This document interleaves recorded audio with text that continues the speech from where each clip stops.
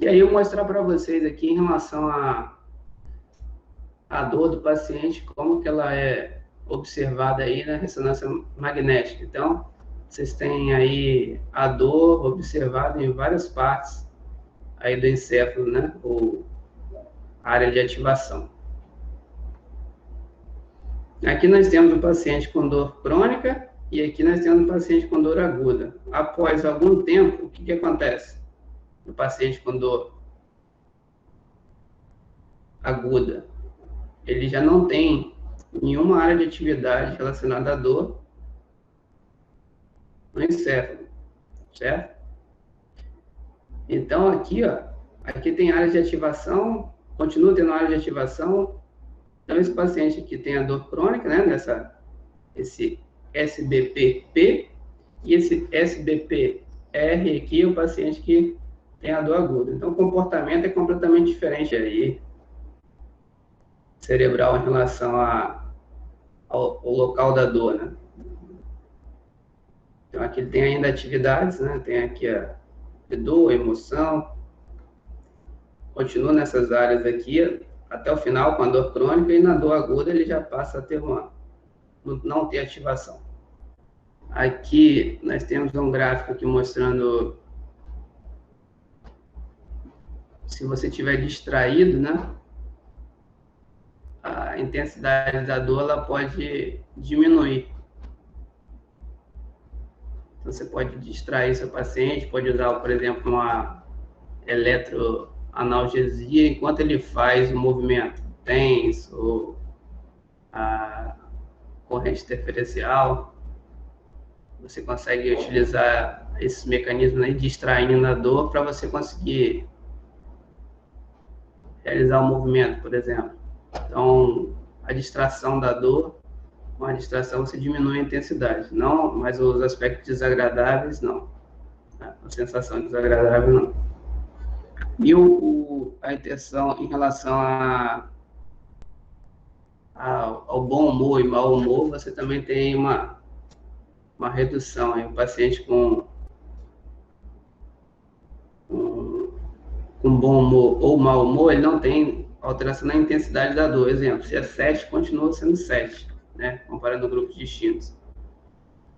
Mas aí se você tem, em relação aí a sensação desagradável, aí já você já tem alteração de humor do paciente, já influencia. E aí mostrando algumas modificações cerebrais que acontecem com o paciente com dor crônica, diminuição da massa cerebral, substância cinzenta, substância branca, estudos relacionados aí a opioides, né, a processo inflamatório envolvido. Aqui nós temos aí a gravidade ou área da lesão, dor e funcionalidade, porque quando você mostra uma radiografia para o paciente, né, essa aqui é uma escala de Kelvin-Lawrence, 2001, é uma escala de grau de severidade de osteoartrite de joelho, né, osteoartrite, osteoartrose.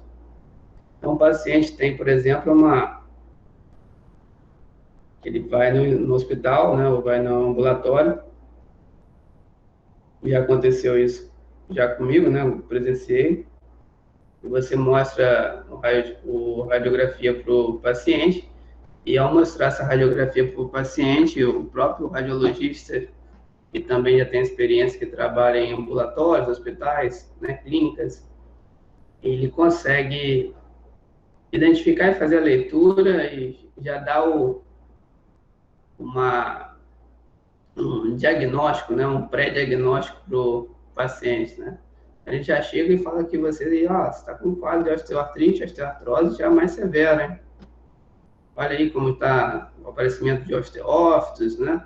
Você tem a diminuição do espaço interarticular, então é isso que está aí. Aí vai no médico, o médico também mantém essa mesma linha de raciocínio. E aí a gente volta lá naquele slide, né? Se o paciente ele prioriza a atividade de vida diária, né? as metas dele diárias, ele vai ter uma recuperação maior, melhor, né, e mais rápida. Agora, se ele não tem, o que vai acontecer? Esse paciente pode desenvolver uma cronificação aí da sua lesão e vai impossibilitar a atividade diária dele, né? Seja no trabalho, seja no lazer. E é justamente isso que acontece. Então, esse chamado é feito se ele chega. Se o radiologista já falou que ele já tem uma osteoartrite severa, se o médico, a abordagem do médico, ele também segue essa mesma linha de raciocínio. O que acontece? Ele gera o efeito nocebo, né? Esse efeito nocebo, que é diferente do placebo, é o oposto, ele vai fazer com que o paciente apresente dor prolongada, né? Então, ele vai sentir, o paciente ele vai ficar com dor, né? Porque ele ouviu isso, ele vai confiar, né, nos profissionais e vai somatizar isso. E, no final das contas, ele vai cronificar a dor dele que poderia ser recuperada. Mas, então, essas escalas, elas existem, né? Porém, nem sempre o que está na imagem, o dano tecidual, aqui, a gravidade da lesão, ela está relacionada aí com a imagem, tá certo? Então, nesse caso, o paciente se recuperou, mesmo às vezes o médico indicando aí a artroplastia de joelho, então ele não precisa fazer, tá certo? Então, por que acontece isso? Porque o exame de imagem, indivíduos adultos, né? Indivíduos adultos. A osteoartrite é uma doença degenerativa, né? No decorrer do tempo, ocorre o desgaste. Assim como dor na coluna, né? O desgaste do disco intervertebral, as discopatias em geral, acontece. Então, várias pessoas apresentam aí um desgaste no joelho, apresentado por exame de imagem, tanto na radiografia quanto na ressonância nuclear magnética, porém, esses resultados não refletem a dor e a funcionalidade do paciente. Então, é porque se você pegar aí indivíduos acima de 40, 50 anos, eles já começam a apresentar um desgaste, principalmente se for uma atividade mais específica ele realiza, né? Aqui eu mostrei que tem uma fotinha minha aqui em 2012, estava apresentando aí o professor Sérgio, né, que foi um dos organizadores do evento, a Cobrafim, e esse aqui é um colega meu que fez a parceria do artigo que foi publicado na revista Terapia Manual. Então, em 2012, eu marquei aqui 2012, porque 2012 já tinha já. Qual o nome daqui, ó? Divulgação do conhecimento, não se deve ter tido um erro de digitação, deve ser clínico, né, e científico, baseado em evidência. Então, baseado em evidência também surgiu aí como uma novidade, né? A medicina baseada em evidência já é de 1992, salvo memória. E esse artigo aí de 2012. Então, essa importância também que traz aí vocês participar desses eventos, que vocês ficam bem à frente disso, né? Hoje ela está sendo mais difundida a questão da prática baseada em evidência, mas ela já está há um bom tempo aí nos eventos sendo divulgados. E aí, nesse congresso aí, eu tive a oportunidade de assistir uma palestra que gerou bastante polêmica na época, que o palestrante falou a respeito da ressonância magnética, né, da coluna lombar, em indivíduos saudáveis, e observou que muitos apresentavam discopatias. Então, se o indivíduo é saudável e ele tem discopatia, ou seja, não refletia na dor nem na funcionalidade dele. Então, muitas vezes eu posso ter uma discopatia, posso ter uma degeneração do joelho, posso ter algum problema apresentado no exame de imagem, mas isso não reflete na minha qualidade de vida, nas minhas atividades e na dor. Então, para vocês refletirem que exame de imagem não está diretamente correlacionado à dor e funcionalidade, tá certo? Isso não é uma coisa nova, já é uma coisa já também que tem sido discutida há algum tempo. E aí vem, como que avaliar a dor, né? Então, o que nós podemos fazer para avaliar a dor? Anamnese somente, né? Quando sua dor começou, histórico patológico, como que nós avaliamos a dor do paciente? As escalas, só isso é suficiente para mensurar a dor do seu paciente. Então, já faz algum tempo também, acho que foi 2015, que eu já peço para os alunos que estão fazendo estágio, eles anexem aí questionários, né, validados, lógico, sobre os diferentes assuntos. Então, esses questionários validados aí, eles vão nos ajudar a ter um maior entendimento da dor, né? Então, tem questionários aí para a gente saber se o paciente tem cinesiofobia,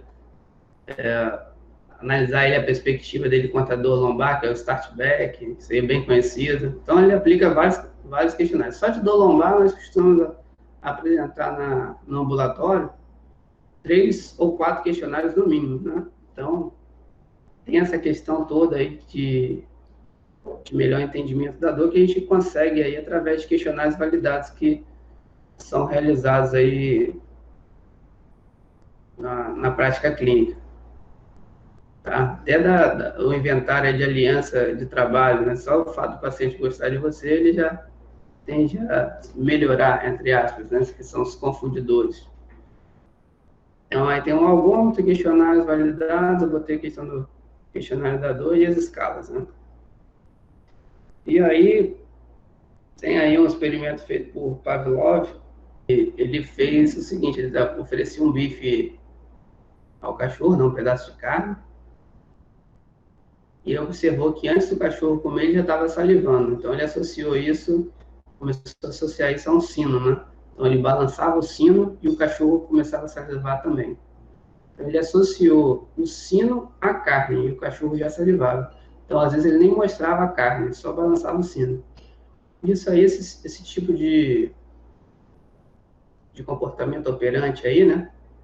Que nós temos, o animal tem também. Inclusive, eu que gosto aí de cachorro, peguei uma pastor alemão já mais velha, né, de 2 anos, e ela não entrava no canil de jeito nenhum. Eu utilizei essa técnica aí com repetição, e aí quando eu falo a palavra canil, ela entra no canil. Mas antes eu tinha que pegar ela no colo e botar ela dentro do canil. E a mesma coisa aconteceu com outros animais que eu já tive. Então eles têm ele vai associar isso à comida. Toda vez que eu falava canil, ele associa a comida. Depois ele está indo para o canil, ele nem sabe por que ele está indo. Tá? E a mesma coisa acontece com a gente. Se a gente tem uma amplitude de movimento que sente o estímulo doloroso, então quando eu levanto o meu braço, o paciente relata que a 90 graus de movimento eu sinto uma dor no ombro, né? Então ele já começa a pensar, já alarmar o cérebro dele, que quando ele chegar em 90 graus, ele já vai sentir dor. Então ele sente dor antes da dor, propriamente dita. Certo? Então, ele pode muito bem em 90 graus não estar sentindo nada, mas o cérebro vai enviar a mensagem para ele que a 90 graus ele sente dor. Então a gente tem que tirar isso, né, desmistificar isso do paciente e encorajar a fazer movimentos, né, não procurando a dor, né? Eu costumo falar com os pacientes, não procurem a dor que você vai sentir essa dor. Aqui são diferentes aspectos, né, que nós podemos ter aqui da sensibilização central. Não é figura de eletrotermofototerapia do laser, tá? Mas é aqui mostrando aqui os espectros, né? Porque assim, não é essa sensibilização central, ela não é dicotômica. Eu não posso falar que eu tenho ou não tenho uma sensibilização central. eu tenho níveis, né, de sensibilização central. Cada paciente vai ter um nível específico, né, que pode influenciar ou não no comportamento da dor. Então, se ele tem mais ou se tem menos, ele vai sentir mais dor ou menos dor. Porém, cada paciente tem um espectro diferente, um momento diferente, que está relacionado também com aqueles aspectos biopsicossociais também. E aí, em relação à dor, nós temos uma abordagem interdisciplinar, multidisciplinar ou transdisciplinar. Então, essa discussão é antiga, né? E o conceito que é mais utilizado aí, o mais correto, seria o interdisciplinar, no qual você tem aí uma ação mútua, né? Do conhecimento, uma aprendizagem mútua, né? É um intercâmbio de informações. Então, nós temos um intercâmbio de informações aí quando a gente faz uma abordagem interdisciplinar. No multidisciplinar, você tem uma troca de bastão numa corrida de 400 metros, se não me engano. Você passa o bastão para o outro, então você passa o bastão para o psicólogo corre 100 metros, você passa o bastão para o psiquiatra, ele corre mais 100 metros, ortopedista mais 100 metros, entrega na sua mão os últimos 100 metros para você correr. Então, isso seria uma abordagem multidisciplinar, né? Até aqui eu posso ir, daqui em diante, quem tem que ir, tem que ultrapassar essa barreira, já é outra pessoa. E o transdisciplinaridade da dor, você já tem aí uma quebra de barreiras, né? Que isso pode ser bom, mas também pode ser ruim. Então, eu coloquei lá uma imagem lá eu achei no Instagram, de alguém que postou, acho que no Instagram de alguém, postando aí o carimbo, né? Que o médico já fez até um carimbinho lá para alongamento, fortalecimento, e aí marca só com X aí, entrega para o fisioterapeuta. Isso aí é uma abordagem transdisciplinar? Acaba sendo, né? Só que ele invadiu a barreira, ele excedeu essa barreira, e se ele tivesse uma abordagem interdisciplinar, os dois discutiriam sobre o assunto e resolveriam da melhor forma. Então, assim, o conceito que deve ser melhor utilizado é esse. Aqui tem até uma capa da revista Nature falando sobre interdisciplinaridade, né, que saiu. Aqui uma imagem mostrando aqui uma metáfora com o elefante e com os 5 cegos, né, deficientes visuais. E nós temos aqui, cada um ele pede para descrever como que é um elefante. Transtornos mentais, ansiedade, depressão e dor crônica, isso é uma via de mão dupla. Então, se eu tenho aqui essa via de mão dupla aqui, transtornos mentais e dor crônica, quando eu tenho algum tipo de transtorno mental, uma depressão, uma ansiedade, ela vai estar correlacionada à dor crônica. E se eu tenho uma dor crônica, eu também posso ter uma depressão ou uma ansiedade. Certo? Então, é uma via de mão dupla por conta disso.